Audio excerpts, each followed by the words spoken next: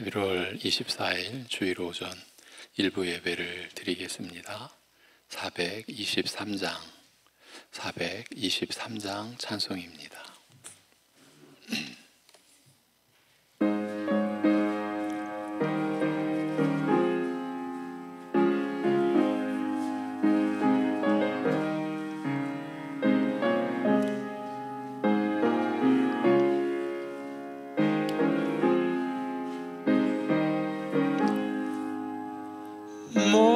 무엇보다도 더 검은 죄로 물든 마음이 흰 눈보다 너희게 깨끗하게 씻겼네.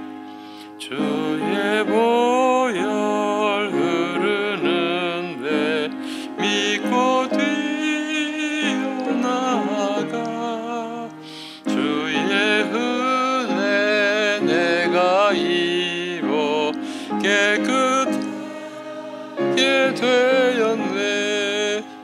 모든 의심 걱정과 두려움이 사라져 슬픈 탄식 변하여 기쁜 찬송 되었네. 주의 보혈 흐르는데 믿고 뛰어나가 주의 은혜 내가 입어 깨끗하게 되었네. 세상 부귀 영화와 즐겨하던 모든 것 주를 믿는 내게는 분토만도 못하네. 주의 보혈 흐르는데 믿고 뛰어나가 주의 은혜 내가 입어 깨끗하게 되었네. 나의 모든 보배는 저 천국에 쌓였네. 나의 평생 자랑은 주의 십자가로다. 보혈 흐르는데 믿고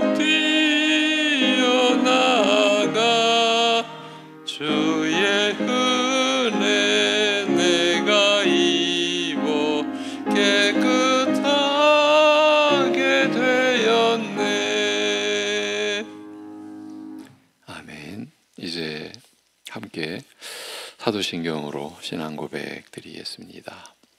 전능하사 천지를 만드신 하나님 아버지를 내가 믿사오며 그 외아들 우리 주 예수 그리스도를 믿사오니 이는 성령으로 잉태하사 동정녀 마리아에게 나시고 본디오 빌라도에게 고난을 받으사 십자가에 못 박혀 죽으시고 장사한 지 사흘 만에 죽은 자 가운데서 다시 살아나시며 하늘에 오르사 전능하신 하나님 우편에 앉아 계시다가 저리로서 산 자와 죽은 자를 심판하러 오시리라. 성령을 믿사오며 거룩한 공회와 성도가 서로 교통하는 것과 죄를 사하여 주시는 것과 몸이 다시 사는 것과 영원히 사는 것을 믿사옵나이다. 아멘.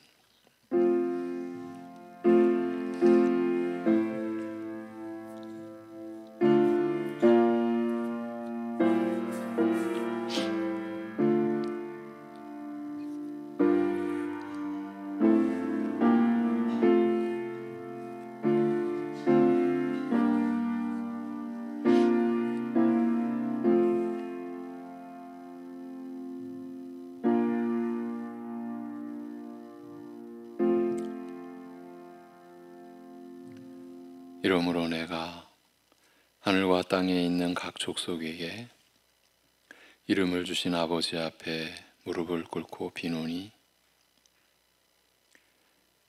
능히 모든 성도와 함께 지식에 넘치는 그리스도의 사랑을 알고 그 너비와 길이와 높이와 깊이가 어떠함을 깨달아 하나님의 모든 충만하신 것으로 너희에게 충만하게 하시기를 구하노라. 아멘. 천지를 지으셔서 하나님의 형상 닮은 우리 사람들이 넉넉하게 화목하게 살도록 하여 주신 아버지 하나님, 그 하나님의 복된 모든 것을 스스로 망가뜨리고 파괴하고 화목하기는커녕 서로 원수되어 살던 우리들을 용서하시고 그 용서하심을 위하여 아들을 죽이기까지 하신 그 사랑으로 우리를 품어주셨기에 오늘도 아버지 하나님 앞에 그 예수 그리스도의 이름만을 의지하고 성령의 인도하심을 따라 예배를 드리오니 이 예배를 홀로 받아 주옵시며 예배를 통해 허락하신 주님의 은혜로 예배하는 우리의 모든 심령이 하나님의 뜻으로 충만하고 하나님의 사랑으로 가득한 역사가 일어나게 하여 주시옵소서. 예수님의 이름으로 기도합니다. 아멘. 일어나셔서 40장 찬송 드립니다.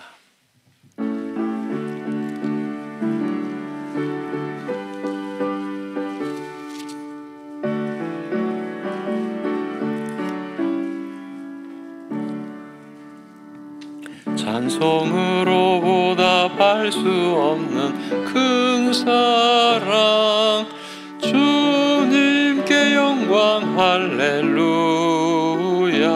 형제 자매 모두 함께 모여 찬송해. 주님께 영광 할렐루야.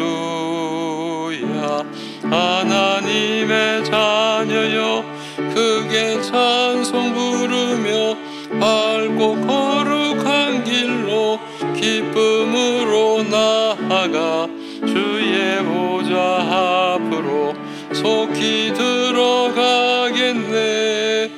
주님께 영광 할렐루야. 우리 받은 주님 은혜 한량 없도다.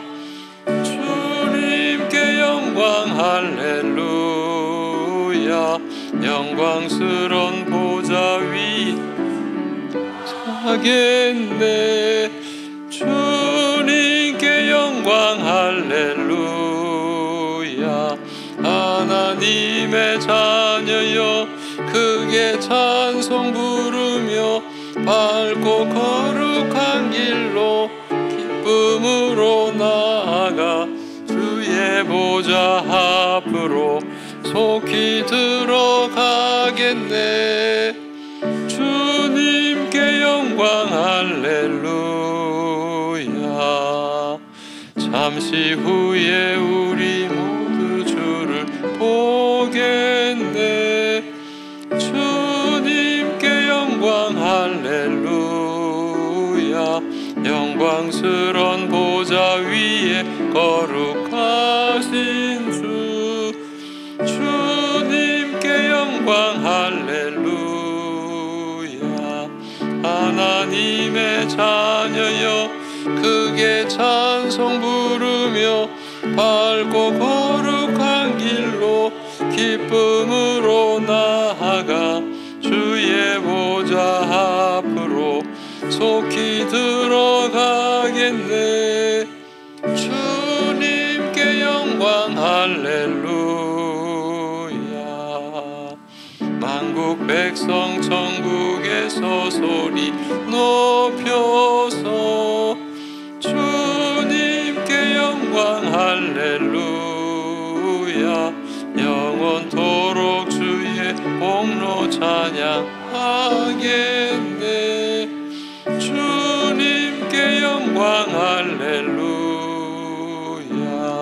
하나님의 자녀여 크게 찬송 부르며 밝고 거룩한 길로 기쁨으로 나아가 주의 보좌 앞으로 속히 들어가겠네 주님께 영광 할렐루야.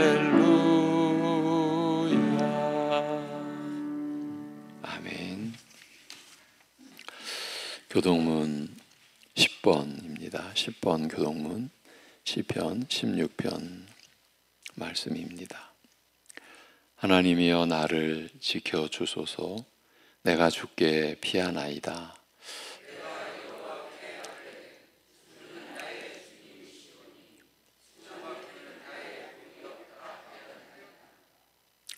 땅에 있는 성도들은 존귀한 자들이니 나의 모든 즐거움이 그들에게 있도다.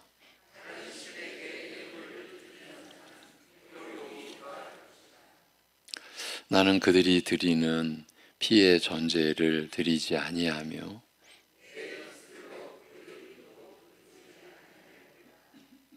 여호와는 나의 산업과 나의 잔의 소득이시니 나의 분깃을 지키시나이다.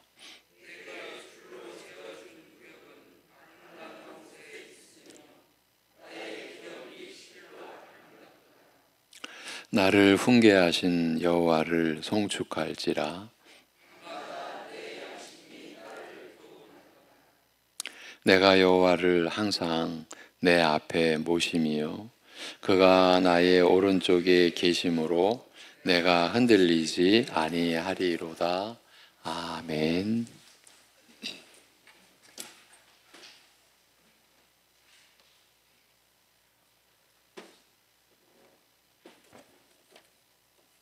하나님 아버지, 예수님의 십자가와 부활의 능력을 믿게 해주시고 오늘도 하나님 백성으로 불러주심에 감사합니다. 힘겨운 우리의 인생길에 동행하여 주시고 때마다 필요한 은혜를 공급하여 살아가게 하시니 감사합니다. 때때로 낙심과 근심으로 마음이 눌릴 때가 있습니다. 그때도 위로로 채워주시고 다시금 일어서게 하시니 감사합니다. 날마다 여러 가지 생각으로 범인이 가득할 때 우리의 혼란한 마음을 잡아주시니 감사합니다. 오늘도 하나님 자녀로서 특권 중에 가장 소중한 예배로 부르시니 더욱 감사합니다. 오늘 예배를 통해 하나님을 만나서 더럽혀진 우리 영혼이 회복되게 해주시고 예수님을 닮아가는 은혜가 있게 서로 사랑할 수 있게 도와주옵소서. 하나님의 은혜로 오늘의 우리가 있게 하시고 예배 드릴 수 있는 송내 중앙교회가 있음을 우리 모두 기억하며 하나님께 다시금 감사드립니다. 그러나 우리는 하나님 말씀을 듣기는 즐거워하면서도 순종하는 삶보다는 여전히 불평과 불만이 많았던 삶이었음을 주님 앞에 고백하오니 용서하여 주옵소서. 오늘 예배를 통해 우리의 어긋난 생각과 아집이 깨어지기를 간절히 기도합니다. 하나님 아버지, 12월에 있을 성탄 준비를 하는 교회학교 선생님들과 학생들에게 지혜와 담대함을 주셔서 기쁘고 즐거움으로 준비하는 시간이 되게 해주시고 예수님의 탄생의 의미를 다시금 기념하는 시간이 되게 하여 주옵소서. 2024년 한 해 동안 주님만 바라보며 섬겼던 일꾼들의 상한 심령을 위로하여 주옵시고 다가오는 한 해의 일꾼들도 주께서 세워주셔서 새 일을 감당할 새 힘과 지혜를 주옵시고 빠른 성과를 내려는 마음보다는 비록 더딜지라도 함께하면서 함께 갈 때 누리는 동역하는 기쁨도 누리게 도와주옵소서. 삶 속에 변화되는 모든 것들을 기도로 준비하게 하시고 기도할 때 변화되는 일 속에서 주님이 주시는 참 뜻도 깨닫는 은혜가 있게 하여 주옵소서. 지금도 교회의 구석구석에서 보이지 않게 신실하게 봉사하는 손길들이 있습니다.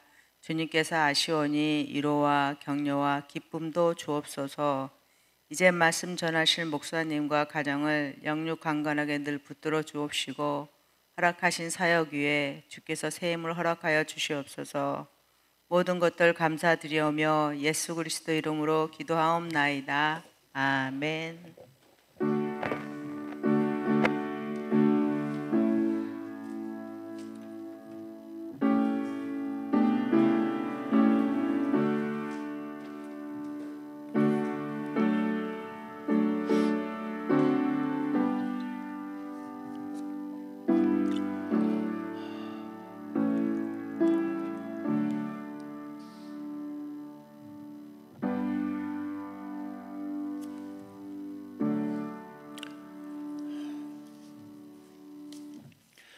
이어지는 찬송은 148장 찬송입니다.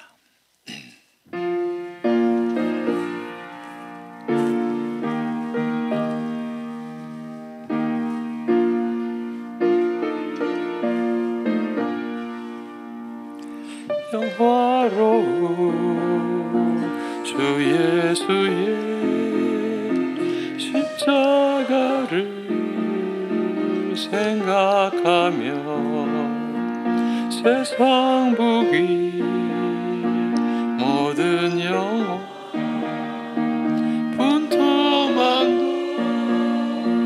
못하도록 오 갈보리 주 예수 나를 위하여 십자가에 못 박히신 오 외로우신 나의 주 구주께서 죽으실 때 성전 위장 찢어지어 구원의 길 여심으로 천국 기쁨 주셔도다. 오 갈보리 주 예수 나를 위하여 십자가에 못 박히신 오 외로우신 나의 주 구주 예수 갈보리 흘린 피와 물 가지고 나의 몸과 영혼까지 구속하여 주셨도다. 오 갈보리 주 예수 나를 위하여 십자가에 못 박히신 오 외로우신 나의 주 구주께서 얘를 위해 십자가에 죽었으니 그 사랑에 감격하여 이 몸 주께 드립니다. 오 갈보리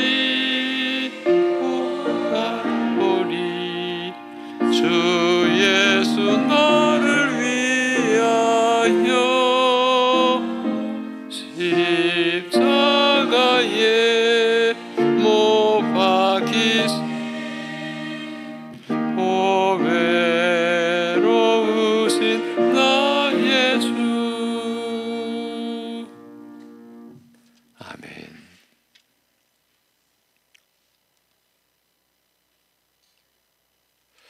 그렇게 보배로우신 주님께서 우리 안에 함께 계시도록 하시며, 그리하여 이 땅에서는 눈을 씻고 찾아도 찾을 수 없는 그 영광된 하나님의 자녀된 신분으로 영생을 살게 하신 우리 아버지 하나님, 우리의 생각과 지혜로는 감당할 수 없는 이 크고 놀라운 하나님의 은혜와 사랑을 입고 살게 된 저희이기에 오늘도 하나님 앞에 예배 드리오며, 또한 예배를 드리는 가운데 아버지께서 우리에게 베풀어 주신 모든 것을 기억을 하면서 구별된 11조의 예물을 올려드리고, 우리가 순간순간 언제나 깨닫지 못하지만은 하나님의 은혜로 사는 것을 알게 해주시고 긍휼히 여겨주시며 때를 따라 도우시는 은혜를 우리가 받아 누린 것을 기억하고, 각자 그 처지에서 하나님을 경험한 은혜를 고백하고자 감사의 예물을, 또한 우리에게 일용할 양식을 날마다 공급해 주시고, 우리가 헛되게 살지 않고 이 세상 것 움켜쥐고 사람들이 다 쫓아가는 것, 복된 길인 줄 알고 좋은 길인 줄 알고 달려가던 그 길을 멈추고 이제 하나님을 쫓아서 살게 해주신 그 하나님의 거룩하신 뜻을 따라 성교의 예물과 건축의 예물로 또 주일 예물을 이렇게 드리게 하여 주시니 이 또한 감사를 드립니다. 아버지 하나님, 세상은 생명보다 더 귀하게 물질을 그렇게 귀하게 여기고 어찌하든지 남들보다 더 많이 취하고 얻으려고 하는 그 악유다툼 속에서 우리를 구별하여 주시고 무엇이 우리에게 보배인지 알게 하여 주신 그 온전한 안목을 사랑하는 성도들이 가리지 않게 하시고 세상 것으로 덮어버리지 않게 하시고, 우리의 평생 자랑은 십자가의 우리 주 예수 그리스도임을, 그뿐임을, 그러기에 이 세상 자랑했던 모든 것 분토만도 못하게 여길 수 있는 그러한 믿음의 담대함과 믿음의 안목을 가지고 하나님을 바라보며, 그래서 하나님의 뜻이 우리의 연약한 삶에서 나타나고 열매 맺어 가기를 간절히 소원하며 우리 모두 그래서 주님과 동행하는 삶을 평생 살게 하여 주시옵소서. 하나님이 우리를 위해 마련해 주신 그 사랑의 깊이와 넓이가 어떠한지 우리가 살아가면서 더 실제로 깨닫도록 하시고, 그래서 우리의 마음이 오직 하나님께로만 충만해져 가는 그 은혜를 누리는 사랑하는 성도들의 생애 되게 역사하시고 인도하여 주시옵소서. 예수님의 이름으로 감사하며 기도하옵나이다. 아멘. 하나님의 말씀 요한일서 4장 19절에서 21절입니다.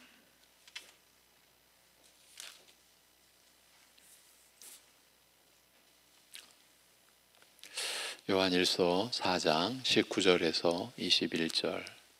우리가 사랑함은 그가 먼저 우리를 사랑하셨음이라.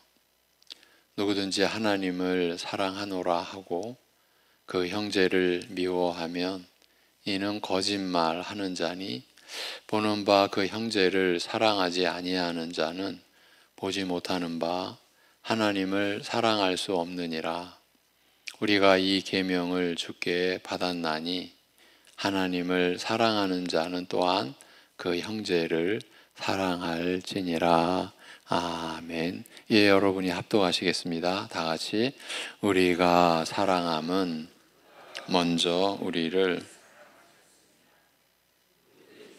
하나님을 사랑하노라 하고 그 형제를 미워하면 이는 거짓말하는 자니 보는 바 그 형제를 사랑하지 아니하는 자는 보지 못하는 바 하나님을 사랑할 수 없느니라. 우리가 이 계명을 주께 받았나니 하나님을 사랑하는 자는 또한 그 형제를 사랑할지니라. 아멘.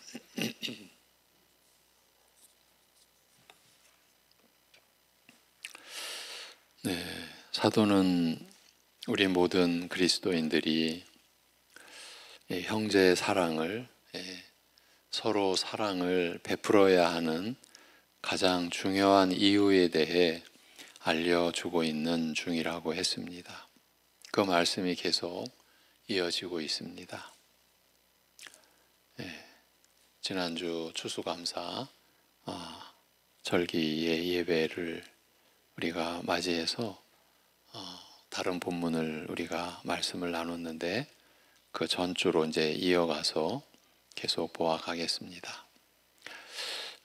이 요한일서 4장 12절부터는 특별히 성령 하나님과 관련해서 우리가 사랑을 베풀어야 하는 가장 중요한 그 이유, 그 의미를 밝히고 있고 17절 말씀부터는 12절에서 소개된 두 가지 내용, 두 가지 사상 중 두 번째 명제를 설명하는 것이라 하였습니다. 즉, 만일 우리가 서로 사랑하면 그의 사랑이 우리 안에 온전히 이루어지느니라는 말씀이, 이 12절의 말씀이 실제적으로 무엇을 의미하는지 설명한 것입니다.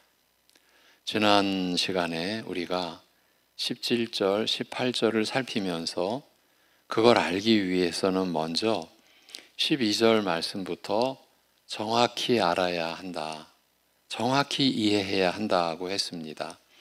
그의 사랑이 우리 안에 온전히 이루어지느니라는 말씀이 원래 만일 우리가 서로 사랑하면 그의 온전하신 사랑이 우리 안에 있는 것이라, 이런 뜻이라고 했습니다. 우리가 사랑하면 그의 사랑이 완전해진다는 그 뜻이 아니고, 그렇게 이해하시면 우리가 길을 잘못 가는 겁니다. 우리가 사랑하면 그의 사랑이, 하나님의 사랑이 완전해진다는 뜻이 아니고 예수님의 온전하신 사랑이 우리 안에 있기 때문에 우리가 사랑할 수 있다는 것입니다. 우리가 사랑하는 것은 예수 그리스도의 온전하신 사랑이 우리 안에 있음을 증명하는 것이라는 뜻이었습니다. 그래서 사랑해야 한다, 힘써야 한다. 예수 그리스도의 온전하신 사랑이 우리 안에 이미 있으니까요. 이 얘기인 겁니다. 신자답게 살아라.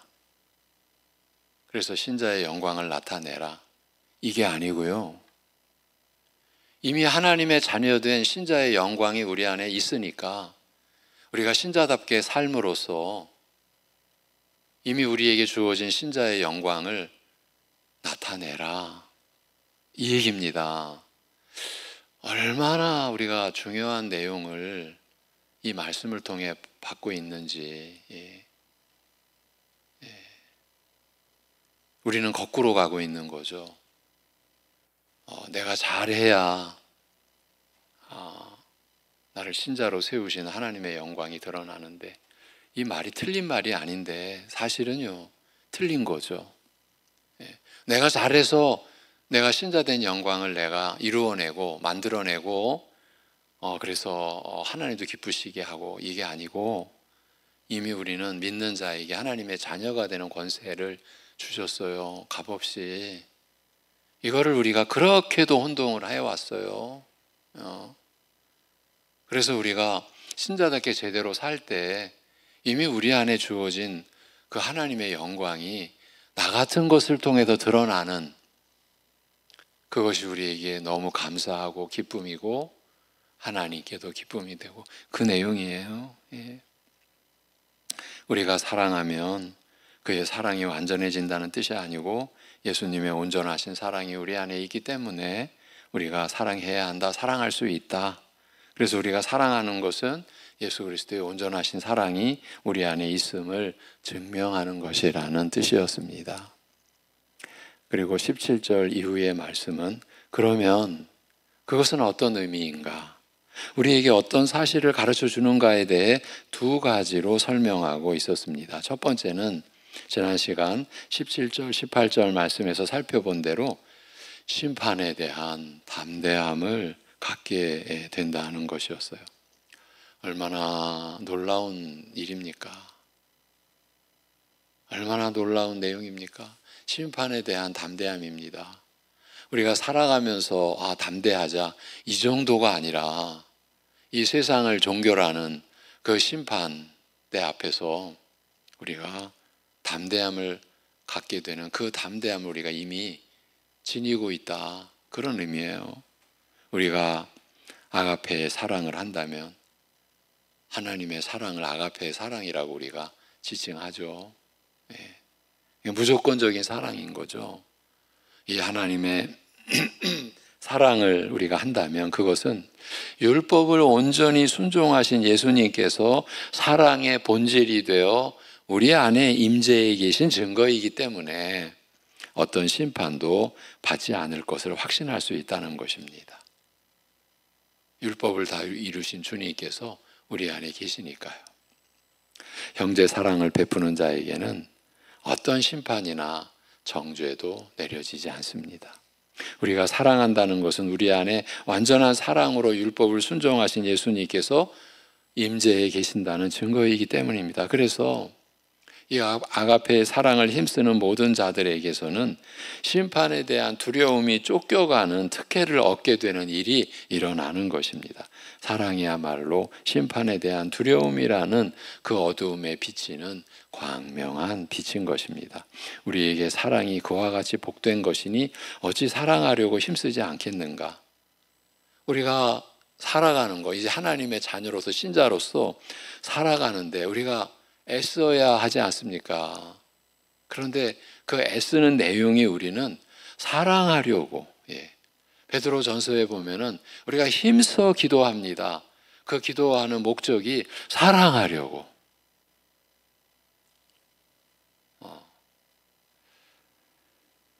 그 의미입니다. 그것이 12절에서 말한 우리가 서로 사랑하면 그리스도의 사랑이, 그리스도의 온전한 사랑이 우리 안에 있는 것이라는 정의에 대한 한 가지 의미였습니다. 이제 두 번째, 우리가 붙잡아야 할 사실을 이야기합니다.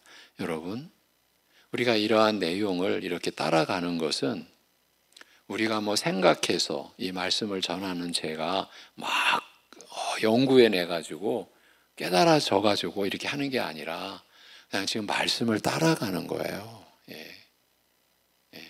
우리가 요것이 딱 좋아서 딱 이렇게 요거 딱 붙잡는 게 아니고요. 우리 신앙은 지금 제가 왜 이렇게 얘기하느냐 하면요, 제가 지난주에 특별한 경험을 한번 했어요. 한 사람이, 한 친구가 저에게 와서 나는 교회가 싫어. 너희들이 싫어. 니들은 네 좋은 것만 쏙쏙 빼먹어. 그렇습니까?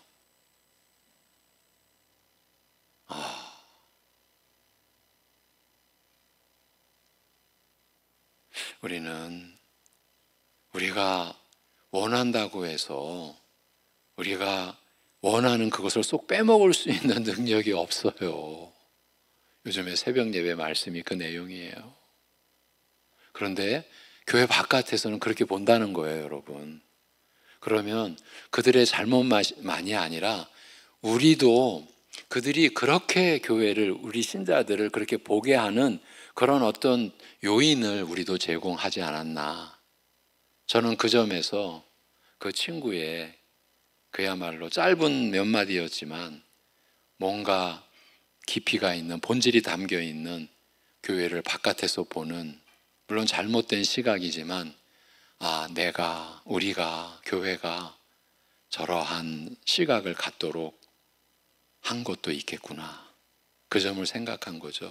그래서 제가 그 말씀을 드리는 거예요.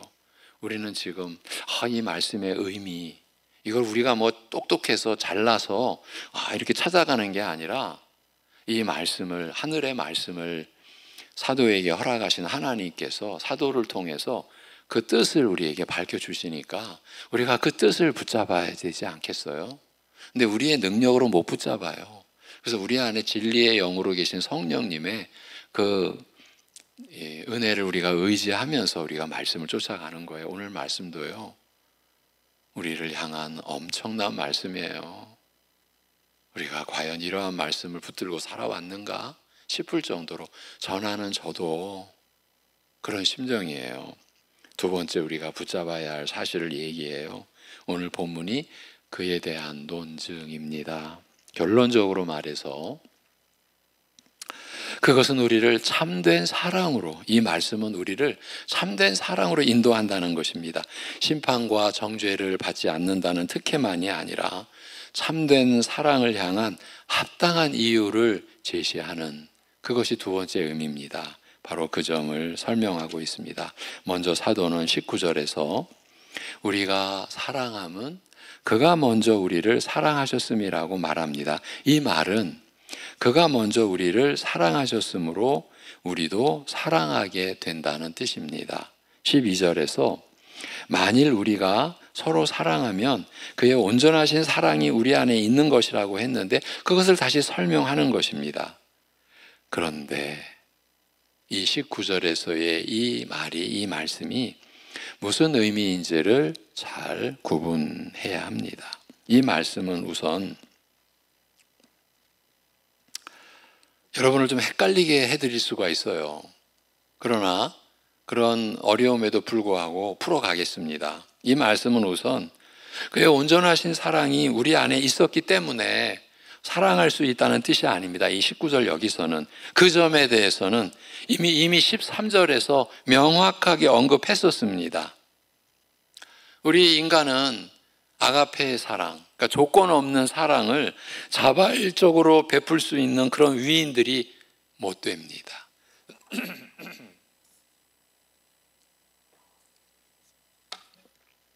그런데 그 사랑을 베푼다면, 그 아가페의 사랑을 베푼다면 그건 성령을 통하여 주님께서 우리 안에 임재해 계시기 때문이라고 했습니다. 그러니까 주님의 사랑이 나 같은 것을 통해서 나타난 거죠. 사랑은 곧 성령이 임재해 계신다는 증거인 것입니다. 그런 언급이 불과 몇 절 전에 있었기 때문에 19절이 동일한 의미를 말하는 것이 아닙니다. 19절의 요점은 뜻밖에도 우리라는 말에 있다고 하겠습니다. 그가 우리를 먼저 사랑하셨기 때문에 우리가 사랑한다는 것입니다. 그러면 우리가 누굽니까? 사도 바울의 표현을 빌자면 만삭되지 못하여 난 자 같고, 우리말로 이런 걸 표현하는 아주 비하하는 표현이 있죠. 팔불출. 바울 사도가 고린도전서 15장에서 그런 표현을 했어요.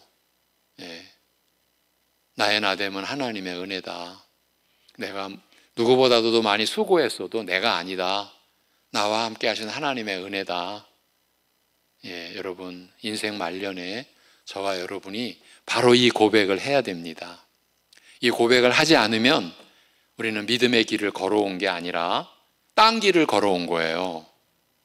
그렇게 그 유명한 말씀하는 그 앞에 나는 만삭되지 못하여 난 자다.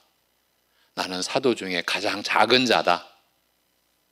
나는 큰 자가 아니다. 그 얘기를 합니다. 우리는 누군가?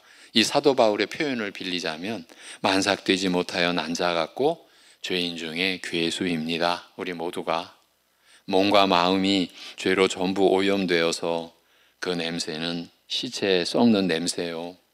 그 혐오스러움은 뱀의 혀 같아서 거룩하신 하나님으로서는 원래 도저히 가까이 할 수 없을 만큼 부정하고 불결한 자들입니다. 우리의 죄와 허물에 대해서 우리 자신이 너무도 잘 압니다. 하나님의 영광에 도무지 이를 수 없는 우리의 수준이 아닙니까? 꼭 나 같은 다른 사람이 있을 때 그런 사람을 위해 목숨을 대신 줄 수 있습니까? 꼭 나 같은 다른 사람이 있을 때 그 사람을 위해, 그런 사람을 위해 목숨을 대신 내어줄 수 있습니까? 우리는 결코 그럴 만한 가치가 없는 자들입니다. 우리가. 하늘은커녕 땅에서도 존귀와 영광을 가질 수 없는 한심한 자들이고 죄인 중에 괴수입니다. 하나님에 대하여 살아있다는 그 생명 없고 영원히 죽어서 냄새나고 추하고 썩어 문드러진, 이럴 때 죄송하지만 나환자와 같은 자들, 이게 우리입니다. 그런 우리를 주님께서 먼저 사랑하신 결과 우리도 비로소 사랑하게 되었다 하는 것입니다. 그런 우리를 주님께서 먼저 사랑하셨기 때문에 우리도 사랑한다는 것입니다. 그래서 어떻게 됩니까? 나랑 똑같은 다른 사람, 즉 형제를 사랑하게 됩니다. 20절이 그 얘기입니다. 누구든지 하나님을 사랑하노라 하고 그 형제를 미워하면 이는 거짓말하는 자니 보는 바 그 형제를 사랑하지 아니하는 자는 보지 못하는 바 하나님을 사랑할 수 없느니라.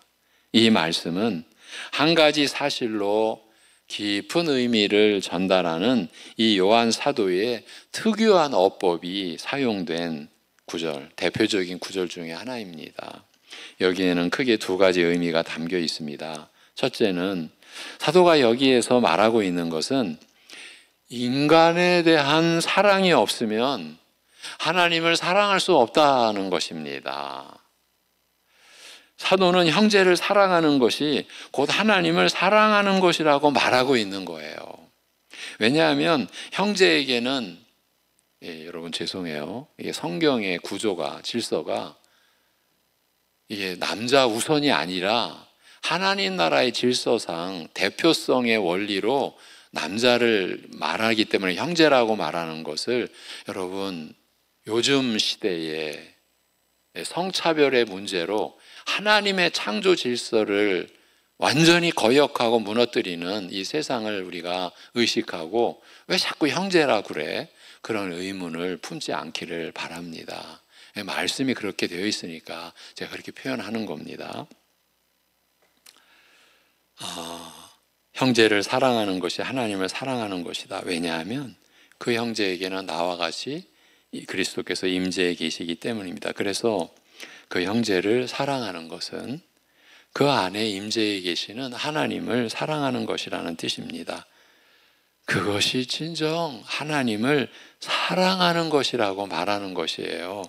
보이지 않는 하나님을 사랑한다고 떠벌리는 것은 쉽습니다. 노래하며 춤추며 기도하면서 주님 사랑합니다라고 고백하는 것은 쉬운 일입니다.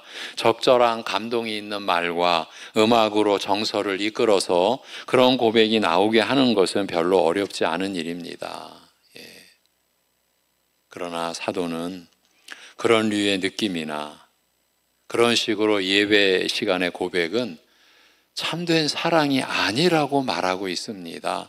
하나님을 사랑한다는 것은 형제에 대한, 서로에 대한 사랑으로 입증되는 것이라고 합니다. 우선 보이지 않는 하나님을 우리가 사랑할 수 없기 때문이요. 또한 지금껏 앞에서 얘기한 대로 하나님은 성령으로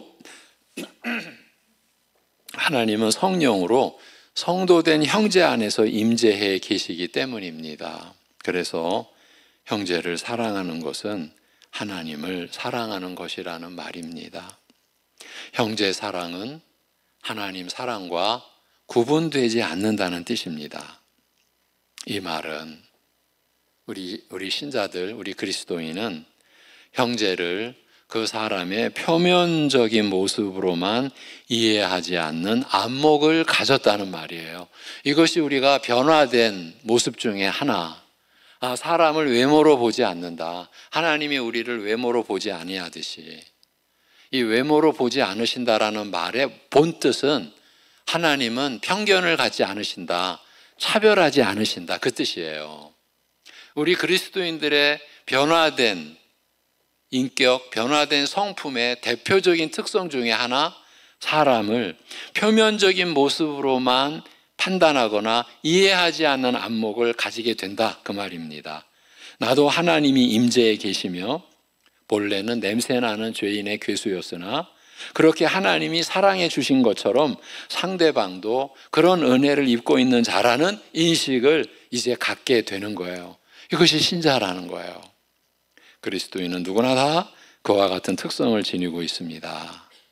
그리스도인의 형제 사랑은 곧 하나님 사랑인 것입니다. 그러니까 이런 신앙의 기본적인, 우리가 신자로서 신앙이 자라가면서 우리에게 일어나는 그 변화에 이러한 내용들을 말씀으로 우리가 바로 갖지 못하고 있기 때문에 신자로 살아가면서 평생 헷갈리는 거예요. 왜 서로 사랑해야 돼? 어쩌면 이 질문조차도 우리가 답을 하지 못하고 기분 좋을 때는 뭔가 좀 사랑하는 것 같다가 내가 불편하고 내가 싫으면 다 싫어지는 것이고, 그러다가 이제 교회까지 싫어지는 것이고,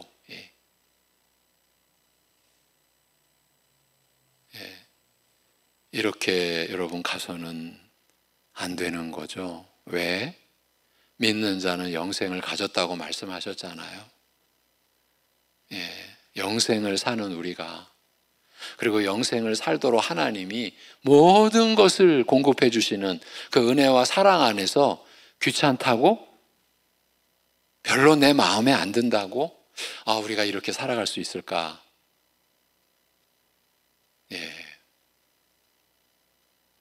오늘 말씀이 우리에게 그런 생각을 자꾸 불러일으켜 주지 않나 싶습니다.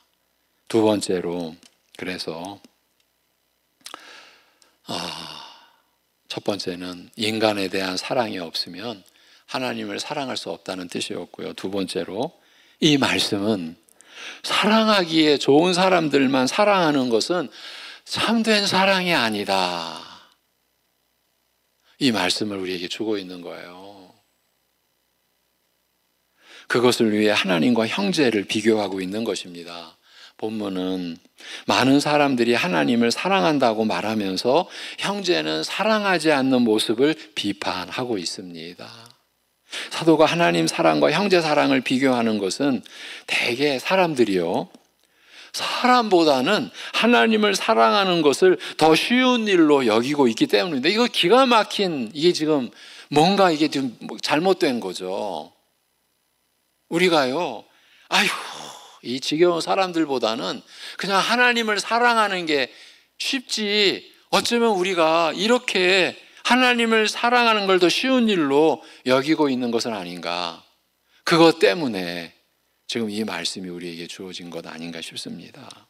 사람들은 하나님을 사랑하는 것이 인간을 사랑하는 것보다 쉽다고 여기고 믿는 경향이 있습니다. 왜냐하면 하나님은 우리의 사랑을, 나의 사랑을 받으시기에 충분한 자격을 갖고 계시므로 사랑스럽지도 않고 사랑받을 자격도 없는, 내가 보기에는 저건 사랑받을 자격도 없는 것 같은 그런 인간을 사랑하기보다는 하나님을 사랑하는 편이 더 쉽다고 자연히 생각되기 때문입니다.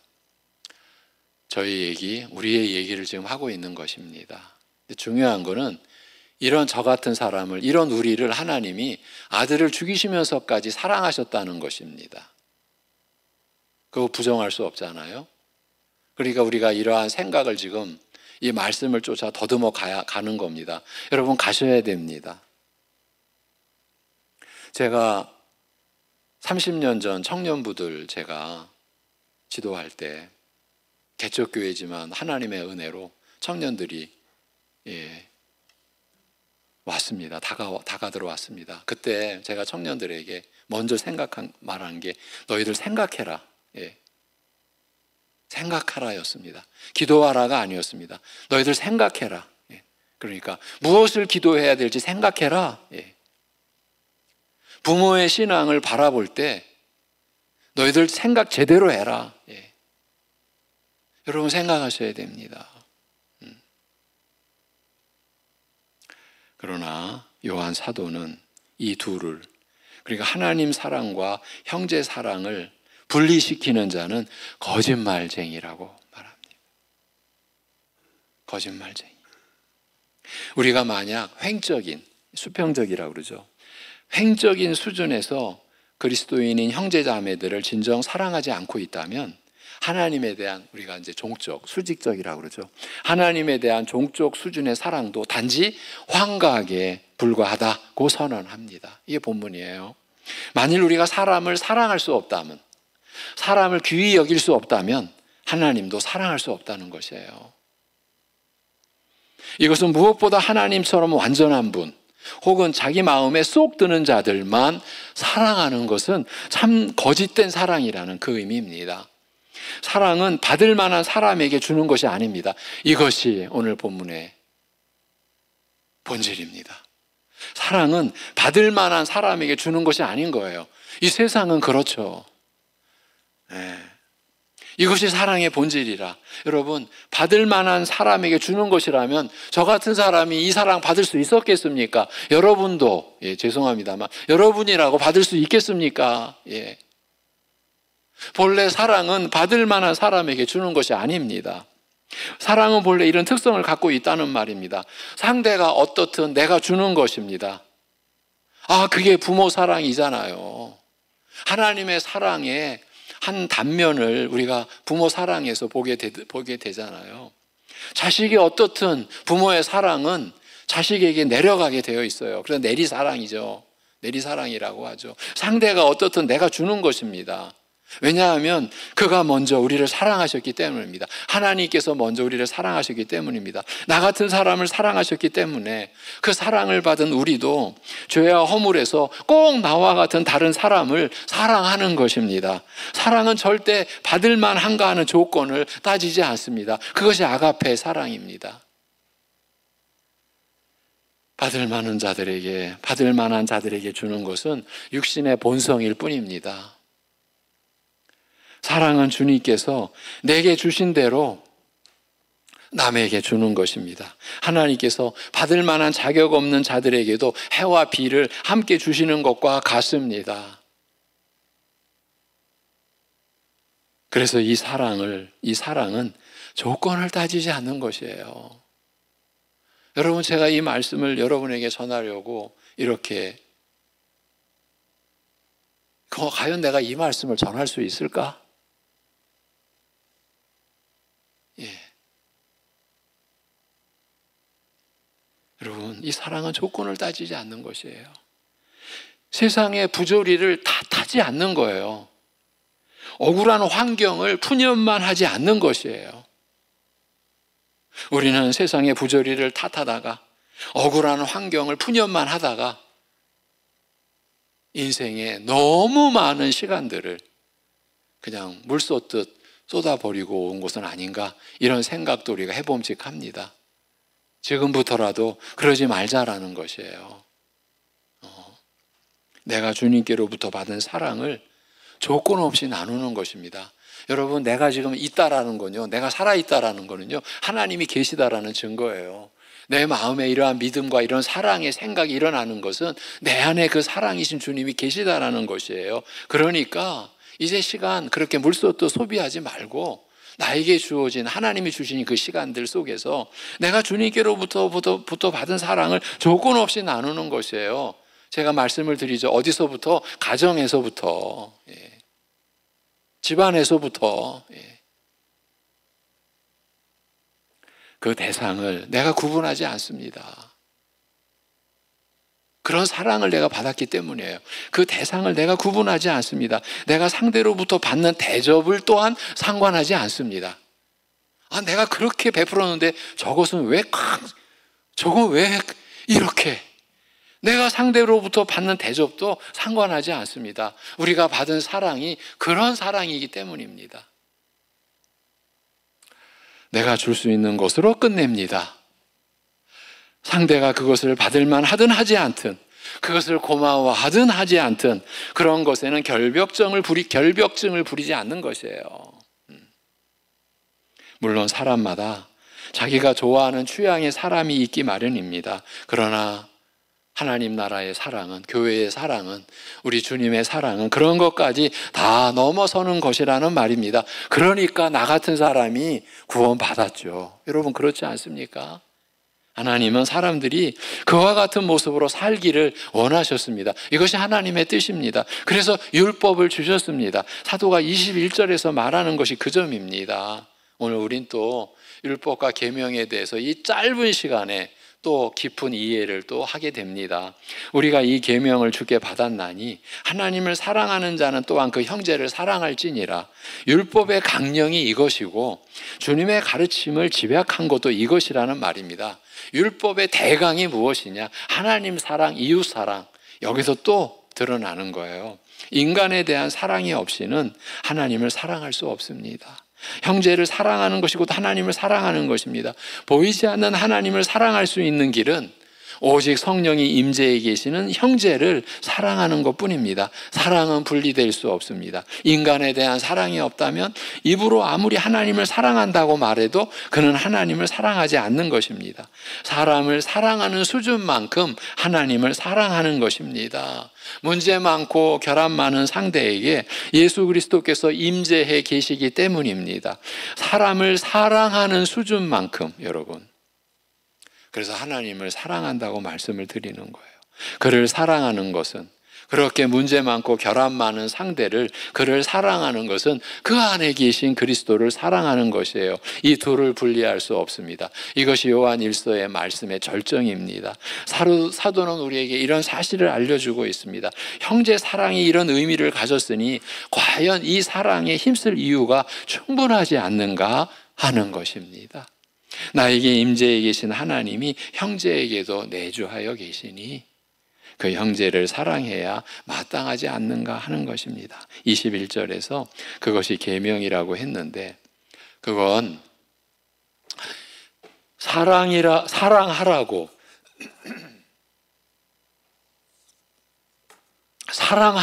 윽박지르는 것이 아닙니다. 이렇게 하지 않으면 구원을 빼앗겠다는 협박도 아닙니다. 마냥 그렇다면 그 자체가 사랑이 아니라 율법이기 때문입니다. 사랑하라는 계명은 이건 새로운 율법이 아닙니다. 율법이 무엇입니까? 지키면 구원받고 못 지키면 형벌받는다는 개념이 율법입니다. 많은 사람들이 이런 사랑을 하지 못하는 데서 심각한 고통을 갖고 삽니다. 그건 이런 말씀을 또 다른 율법 조항으로 받아들인다는 뜻입니다. 지키지 못한 것에 대한 형벌이 두려운 것입니다. 그러나 이미 사랑은 우리 안에서 심판에 대한 두려움을 쫓아낸다고 이미 앞에서 말씀했습니다. 형벌을 두려워하는 것은 그리스도인에게 어울리지 않는 것입니다. 형벌을 알고 또 의식하고 있어야 하나 그것이 어떻게 해결되었는지까지 알고 있어야 합니다. 이런 사랑을 다 이루지 못하는 데서 오는 형벌에 대한 두려움과 마음의 심각한 고통을 갖고 있는 것은 그 사랑을 율법으로밖에 받아들이지 않는다는 것입니다. 또 다른 사람들의 못난 행동을 비난하면서 성경이 이렇게 사랑하라고 말하는데 너는 뭐 하는 것이냐 이렇게 나가는 것도 이 말씀을 율법으로 바꾸고 마는 것입니다. 사랑을 얘기하면서 실제로는 상대에게 미움을 전달하는 경우가 우리에게 너무도 많습니다. 우리는 상처 있고 고통받는 사람들을 위로한다라고 하면서 마치 상처 속에 소금 뿌리듯 상처를 더 주는 경우가 얼마나 많았는지 여러분 한번 생각해 볼 수 있지 않을까요? 위로한다는 말이 더 상처를 찢어버리는 말을 우리는 해왔던 적도 있습니다. 마찬가지 얘기입니다. 사랑을 얘기하면서 실제로는 상대에게 미움을 전달하는 경우가 우리에게 너무도 많습니다. 물론 거룩한 열심을 위한 부담감을 갖는 것은 좋습니다만 이건 율법이 아닙니다. 완전주의가 되어서는 안 된다는 말입니다. 완전주의란 자기가 행한 것으로 만족을 찾으려는 자세를 말합니다. 우리는 자기를 들여다봐서는 만족할 수가 없습니다. 끝날까지 주님의 완전하심을 의지하고 붙들 수밖에 없습니다. 그 이름 안에서만 만족을 누려야 합니다. 우리가 잘하든 못하든 우리의 완전한 신분은 빼앗기지 않습니다.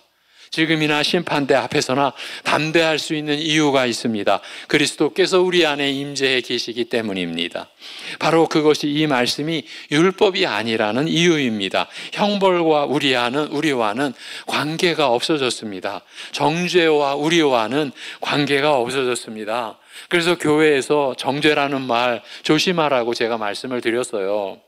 그런데도 이것이 계명이라는 것은 지키지 못했을 때의 형벌에 대한 두려움을 버리고 이제 단지 신분에 걸맞는 삶을 위해 애쓰는 것만 남았다는 뜻입니다. 그래서 계명이라는 여기서 이 말씀이 표현이 된 거예요. 신분을 획득하기 위해서가 아니라 그런 신분이기 때문에 그에 걸맞는 행동을 하려고 하는 것입니다. 우리 신자들이. 사도는 그런 차원에서 우리에게 이 형제 사랑의 의미와 본질에 대해 이 깊은 진리를 지금 얘기하고 있는 것입니다. 그런 차원에서 하나님 아버지의 뜻이고 이것이 우리 주님의 명령입니다. 사도는 그저 주님과의 깊은 사귐을 갖는 자들의 수준을 알려줄 뿐입니다. 그리스도인이 가져야 하는 신앙생활의 목표이자 경건의 본질에 대해 알려주고 있습니다. 여러분, 나 혼자 고고하게, 나 혼자 세련되게 신앙생활 하겠다? 환각입니다. 이거는. 참된 신앙은 이런 방면에서 드러나야 하며 이런 것으로 그 증거를 삼아야 한다는 것입니다. 아이가 자라서 고등학생이 되었으면 초등학생 때보다 여러 가지 면에서 달라져 있어야 하고 달라져 있지 않습니까? 그리고 성숙해져야 하지 않느냐는 이런 당연한 사실을 언급하는 것이에요. 신자로서의 자의식, 자인식을 새롭게 갖도록 도와주는 것입니다. 끝없는 사랑과 자비의 자세로 우리를 깨우치는 것이에요. 이 본문 말씀이. 이 말씀을 아는 자는 자기의 모자람에도 불구하고 형벌에 대한, 심판에 대한 두려움을 물리칠 뿐만 아니라 다른 사람들에게 끝까지 사랑의 마음과 자세를 유지하는 것, 유지하려고 애쓰는 것이에요. 끝까지. 형제의, 왜 끝까지예요? 주님이 나를 끝까지 책임져 주시고 끝까지 나를 사랑하시니까요. 형제의 부족함과 모자람, 그리고 그의 죄와 문제성에도 불구하고 주님이 우리를 대하신 모습대로 그들을 대하려고 하는 것입니다. 의와 사랑이 균형을 이루며 둘 중 어느 하나도 잃지 않는 자세로 상대를 대하는 것입니다. 신자들은 바로 이런 사랑으로 그가 주님과의 사귐을 갖는 복된 자라는 것을 드러내게 되어 있다고 사도는 말하고 있습니다. 여러분, 우리가 형제를, 자매를 사랑할 때 교회 바깥에서 정말 저들은 사랑하는 사람들이구나, 그렇게 볼 수 있지 않겠습니까? 지들 좋아하는 것만 쏙쏙 빼먹는 것, 니들이나 우리나 뭐 똑같네, 우리도 뭐 좋아하는 사람만 사귀지, 맞아, 근데 니들도 그러네. 여러분, 신자들은 바로 이런 사랑으로 자신이 주님과의 사귐을 갖는 복된 자라는 것을 드러내게 되어 있다, 나타나게 되어 있다고 사도는 말하고 있습니다. 우리가 이 점에서 더 깊이 이해하고 더 실천적으로 나타나게 되기를 바랍니다. 이와 같은 사랑을 힘쓰는 자들이 되게 해달라고 구하는 것이 우리의 기도와 간구의 앞부분에 항상 자리해야 하겠습니다. 기도드리겠습니다. 하나님 아버지,